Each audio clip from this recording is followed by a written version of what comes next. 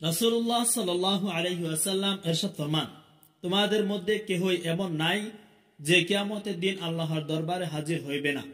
তখন মাঝখানে না কোনো পর্দা আড়াল থাকিবে, না কোনো দুবাসী তথা উকিল থাকিবে। ডান দিকে তাকাইবে তো নিজের আমলের স্তূপ, বাম দিকেও তাকাইবে তো দেখিবে নিজের আমলের স্তূপ।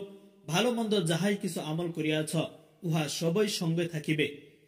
জাহান্নামের আগুন সামনে থাকিবে, কাজেই যতদূর সম্ভব সদকা দ্বারা জাহান্নামের আগুন নিবাও, যদিও খেজুরের টুকরাও হোক না কেন।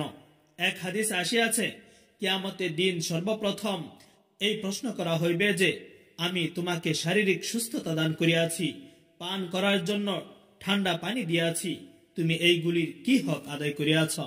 আল্লাহ রাব্বুল আলামিন আমাদের প্রত্যেককে আল্লাহ তাআলার নিয়ামতের শুকরিয়া আদায় করার মতো তৌফিক দান করুক।